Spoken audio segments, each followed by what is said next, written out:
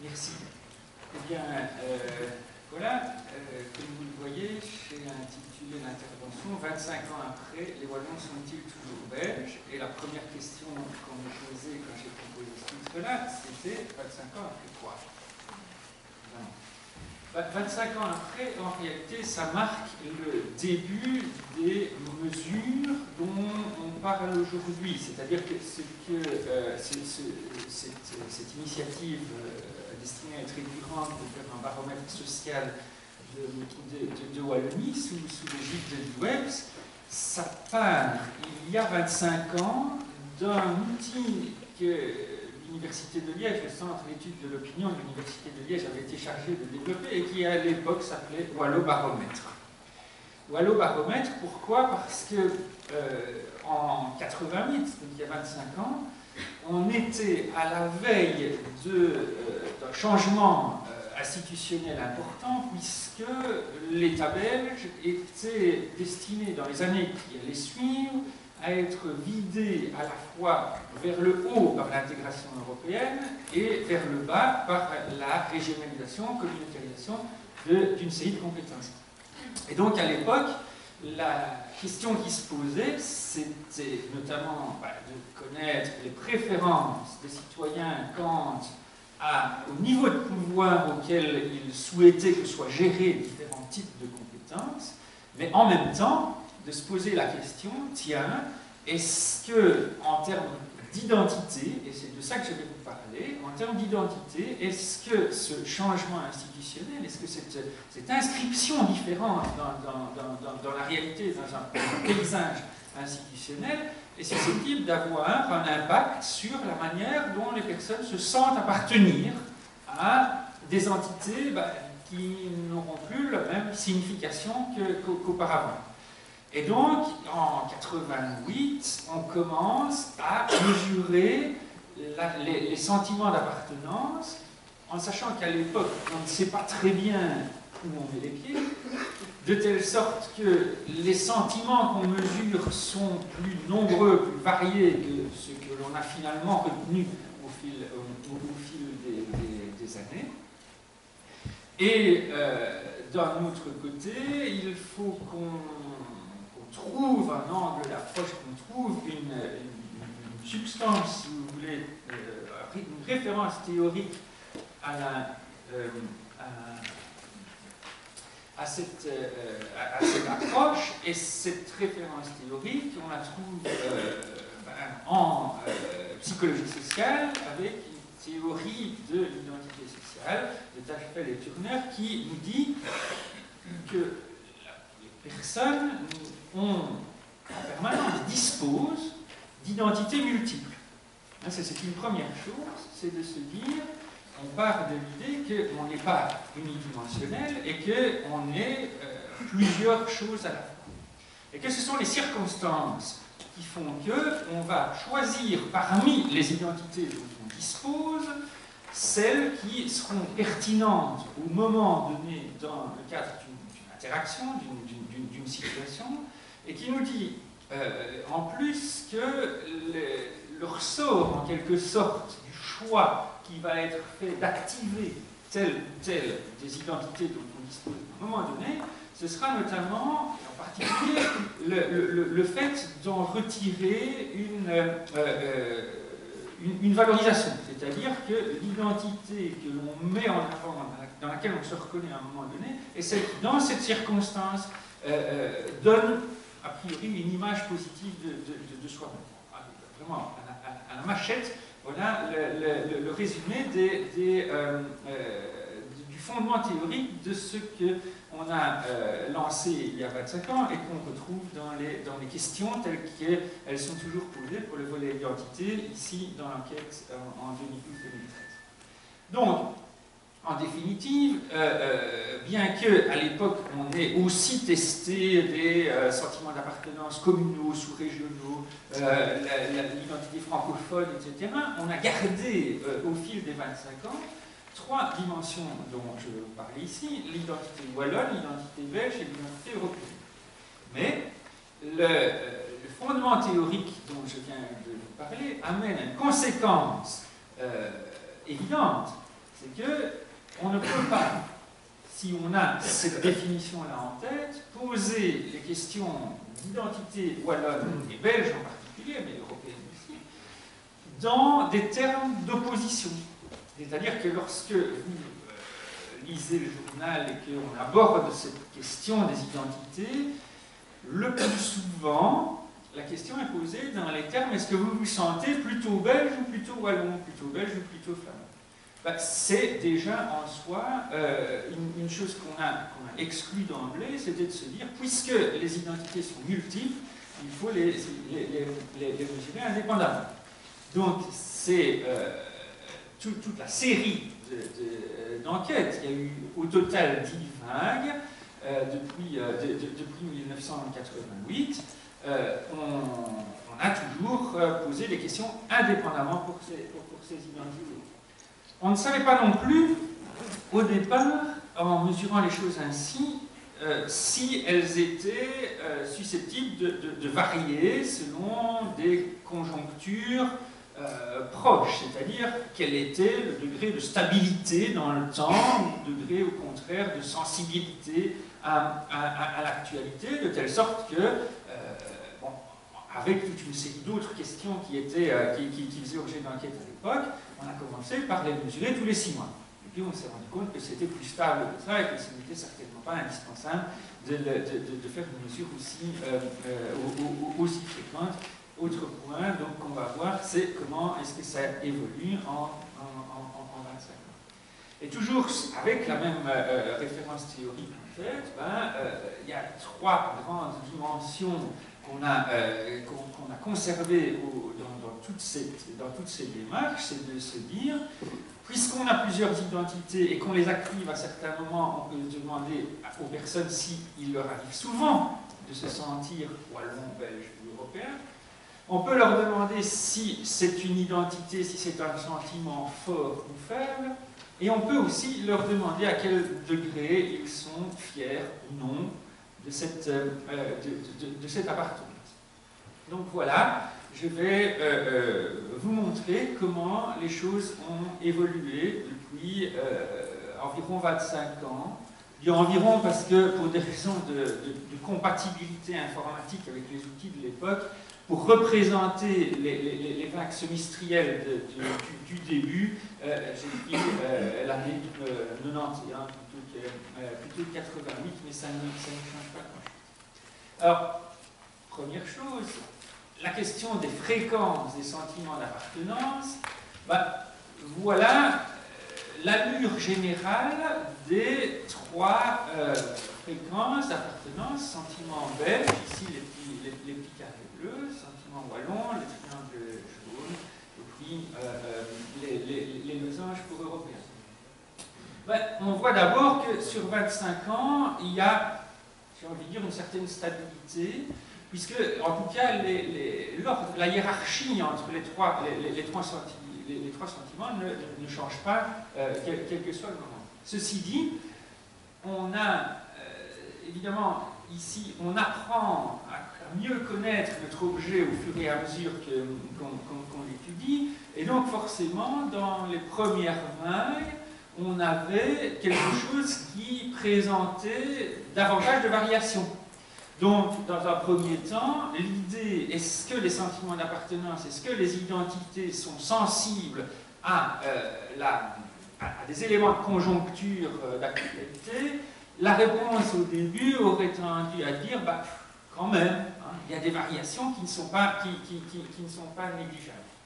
Mais si ceci a l'air, au bout du compte, de représenter une certaine stabilité, c'était vraiment pas gagné d'avance pour les raisons que je vais vous montrer.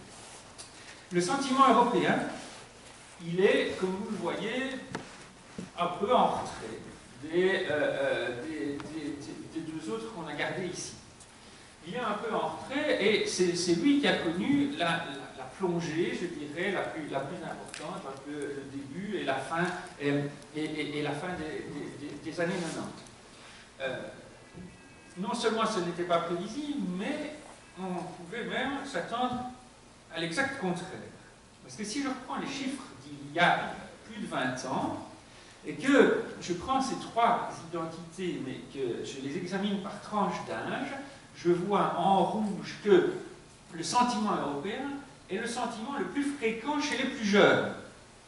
Ce qui est en contre-tendance complète des résultats globaux de la population wallonne.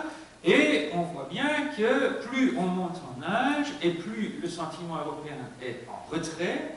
Et par contre, le sentiment wallon en jaune est celui qui est le plus indexé sur l'âge, c'est-à-dire que, grosso modo, si je regarde ceci, je me dis, ah oui, sentiment wallon très fort chez les plus âgés, qui eux, européens, ça ne veut pas dire grand-chose, mais bon, il n'y a rien à faire. Mécaniquement, quand j'observe ça, qu'est-ce que je prévois? Je prévois qu'avec le temps, le sentiment européen va rattraper les autres. Parce que, aujourd'hui, ceux qui sont ici entre 15 et 24 ans en 1931, forcément, ils se retrouvent deux catégories plus haut, mécaniquement, dans les données d'aujourd'hui. Et donc, si je projette ceci en évolution temporelle, le sentiment européen est amené à se développer en commençant, je dirais, par les tranches les plus jeunes. Et le sentiment wallon, il risque de s'estomper au fur et à mesure de la décroissance de cette, en quantité de la catégorie la plus âgée. Si je regarde ce qui se passe ici, avec cette enquête-ci 2012-2013, on n'a plus non seulement on n'a pas eu ce qu'on attendait, mais on n'a plus du tout la même répartition. Qu'est-ce qu'on retrouve, mais de manière estompée? Il y a toujours un sentiment wallon qui reste plus fort chez les plus âgés. Mais bon, il n'a pas disparu chez les jeunes. Par contre, le sentiment européen, cette fois-ci, il est clairement en retrait, quelles que soient les tranches d'âge. Et je dirais même plus, si on reprend ceux qui étaient le plus européens, en tout cas en comparaison avec les autres qui étaient les deux tranches d'âge les plus basses il y a un peu plus de 20 ans, aujourd'hui, forcément, elles vont se retrouver ici, et ce sont précisément celles qui ont le sentiment européen le plus faible. Donc, l'idée qui était reprise par l'équipe de Mine Cochon ce matin d'une distance avec l'Europe en tant qu'institution, via cette mesure-ci, elle prend quelque chose qu'on pourrait appeler une sorte de désillusion, parce que ce sont ceux, en termes de tranche d'âge en tout cas, qui étaient les plus enthousiastes, je veux dire, il y a 20 ans, qui au contraire maintenant se retrouvent plutôt en dessous, en dessous de la moyenne. Alors,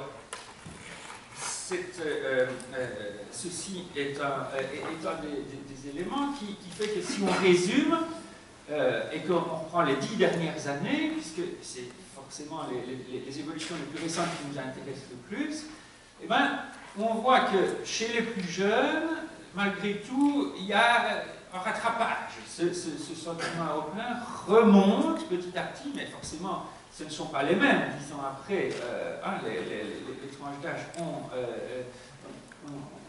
évolué, les gens sont passés de l'une à l'autre, mais grosso modo, on a effectivement un sentiment belge qui reste en tête et qui tendrait même à un peu creuser l'écart, un sentiment européen qui revient, et un sentiment wallon qui ne disparaît pas, mais c'est le seul qui ne progresse pas sur cette période.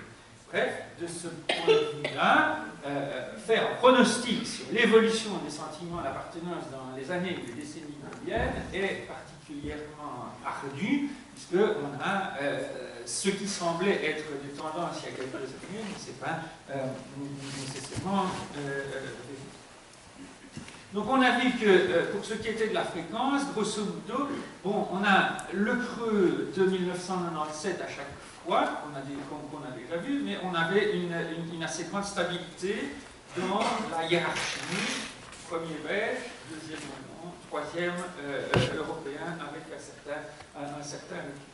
Si je prends le domaine la dimension intensité, ben, je vois la même chose, la hiérarchie reste la même à chaque vague, sauf que il y a eu une période ici, 97-2003, où le sentiment wallon rattrapait en quelque sorte le sentiment belge.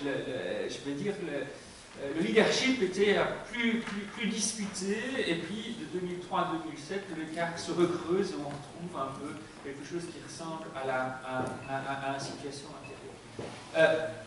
Le creux européen s'est marqué tout aussi bien en 97, mais bon, on va aller voir d'emblée du côté de la question de la fierté, qui est l'élément le plus intéressant sûrement, le plus révélateur, puisque là, par contre, les variations dans le temps sont plus importantes, et notamment, on voit que si les hiérarchies était assez stable sur les deux autres dimensions. À l'arrivée ici, en 2012-2013, on retrouve belge, wallon, européen, mais il n'en a pas toujours été ainsi.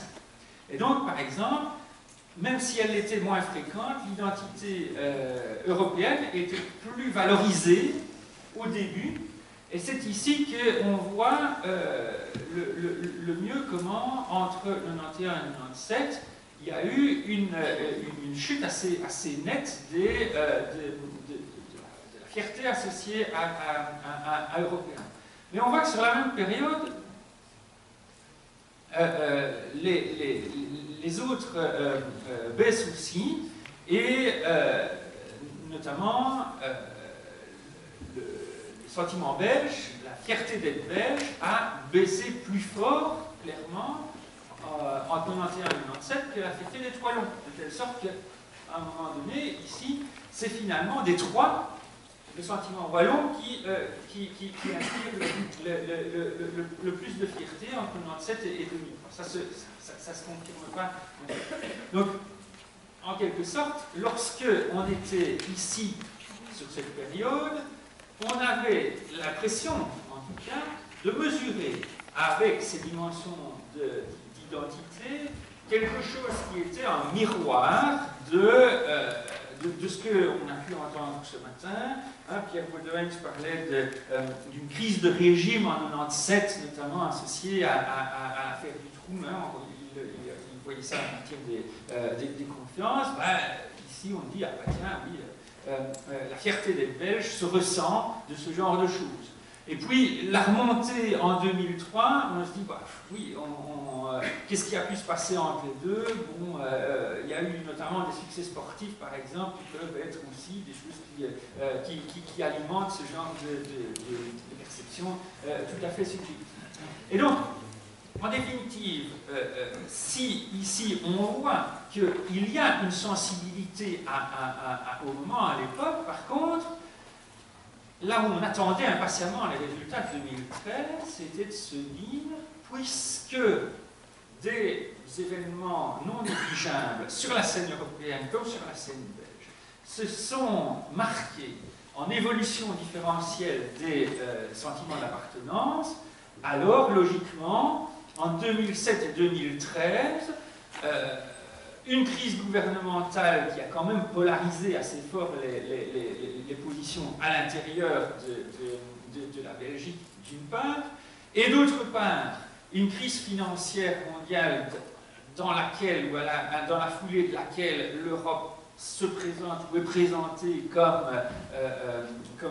étant responsable de politiques d'austérité qui sont quand même sensibles dans la population, on pouvait se dire, tiens, avec curiosité, qu'est-ce qui va se passer en termes d'identité?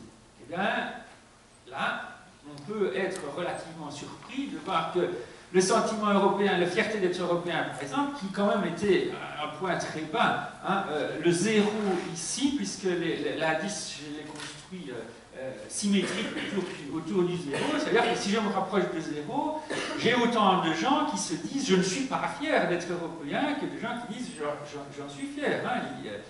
Donc ici, on se rapprochait, j'ai envie de dire, dangereusement d'un point neutre, et contre une attente, c'est-à-dire qui était la projection de ce que pouvait avoir comme effet la lecture de la politique européenne, on voit plutôt une remontée de la fierté d'être européen.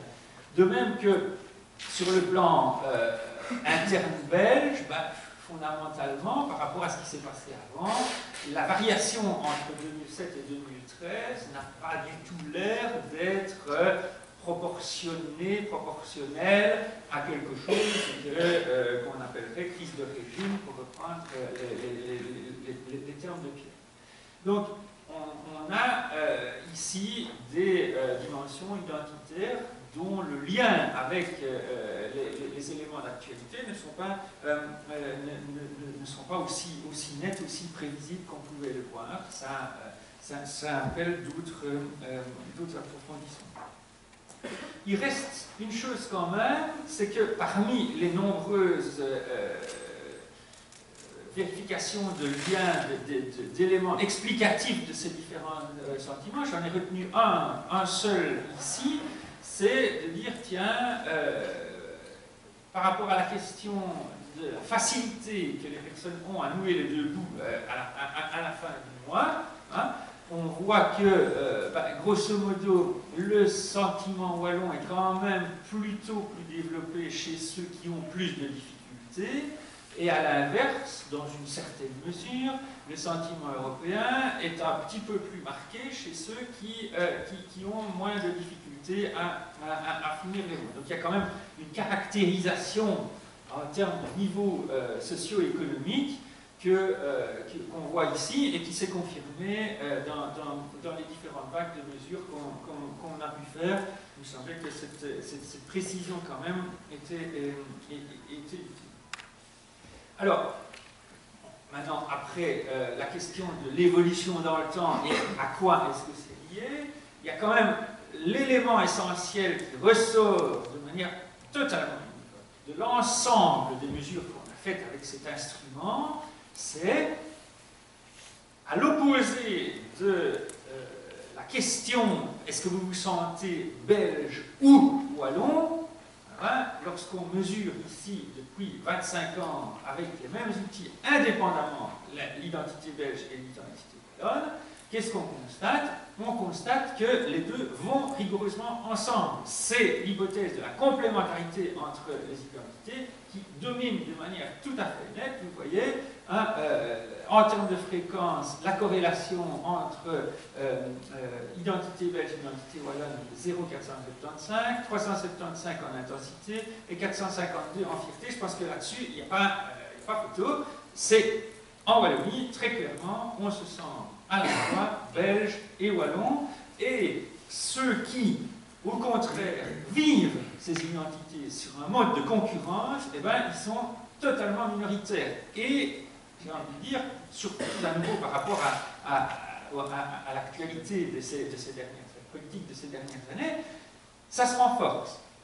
Donc, ici, ceux qui se sentent à la fois très belges et très wallons, ben, en 2007, ils étaient 54% de l'échantillon, ils sont passés à 58%. Parce qu'en termes de majorité, les choses ne se discutent pas. On a à l'autre bout de la même échelle ceux qui se sentent très peu belges et très peu wallons, mais bon, ça fait autour de 5%. Et ceux qui opposent les deux identités, les voilà. On a 12% qui se sentent fortement belges et très peu wallons, et en 2012-2013, 1% qui se sentent très wallons et peu belges. Je pense que, comme je dis, il n'y a pas photo. Cette idée de la complémentarité des identités est clairement établie. C'est un résultat qui se confirme d'enquête en enquête. C'est quand même un élément structurel ici pour ceux qui nous occupent. Mais ce qu'on a ajouté plus récemment, on ne connaît pas ça, on ne connaît pas cette mesure au début, c'est de savoir, le négatif, en creux si vous voulez, c'est si je me sens fort belge ou si je me sens fort wallon, c'est peut-être justement par rapport à je me sens très différent de quelqu'un qui n'est pas belge, qui n'est pas wallon. Et donc, depuis 2003, on mesure la distance, la différence perçue entre soi et un citoyen de... Alors ici, on a un petit peu varié les termes de référence. Ici, je reprendrai celui commun aux deux, c'est-à-dire à quel point est-ce qu'un Wallon se sent différent d'un Bruxellois. Ben, un peu, hein, mais vous voyez, c'est le plus bas. À quel point est-ce qu'il se sent différent d'un Français, hein, ici. Donc, grosso modo, sur l'échelle, le 2,5 est ce qui partage entre, hein, à égalité entre ceux qui se sentent différents ou très différents et ceux qui se sentent pas différents ou pas différents du tout. Donc, on est ici avec Bruxellois et Français au niveau les plus bas. On voit que on se sent quand même sensiblement plus différent d'un Flamand. Et les Hollandais et les Allemands sont perçus à peu près de la même manière. Donc, sur cette dimension-ci, c'est un élément à approfondir pour le papier qu'on fera. C'est l'idée, la langue, en tout cas ici, est un élément qui entre assez nettement en ligne de compte. Mais si maintenant je regarde ce qui s'est passé au cours de la dernière décennie ici, alors là où je pouvais être étonné de voir aussi peu de variations sur les sentiments d'appartenance et les fiertés, par contre, à la question est-ce que vous vous sentez différent d'un citoyen flamand, là on a une évolution spectaculaire. Parce que en 2004, on avait 9% de l'échantillon qui se sentait très différent d'un flamand, et la progression a été significative, mais pas spectaculaire jusqu'à 2007. Et par contre, voilà, maintenant on a 30% des répondants qui se sentent très différents d'un flamand, ce qui fait pratiquement les 2/3 de l'échantillon qui se place sur le versant différent ou très différent. Donc ici, on voit que si on considère que ce sont deux faces d'une même médaille, se sentir wallon et se sentir différent d'un flamand, le sentiment wallon n'a pas trop évolué, mais par contre, cette perception de la différence, elle bouge beaucoup. Et en comparaison, la même question à propos d'un Français, on voit qu'il y a aussi une tendance à se sentir de plus en plus différent, mais pas dans les mêmes proportions. Autrement dit, la différence entre l'évolution qu'on voit sur ce graphique-ci par rapport au flamand et la différence qu'on voit sur ce graphique-là par rapport au français est probablement quelque chose qu'on peut attribuer à l'effet de l'évolution du paysage politique et de la crise gouvernementale, institutionnelle qu'on a eue en 2010. Voilà, donc pour conclure avec ceci, les sentiments d'appartenance qu'on mesure sont assez stables sur le moyen terme, et en tout cas, on n'a pas trouvé l'effet qu'on attendait des crises de ces dernières années. Mais sur les trois dimensions qu'on mesure, c'est celle qui mesure la fierté qui a l'air d'être la plus sensible à des éléments conjoncturels.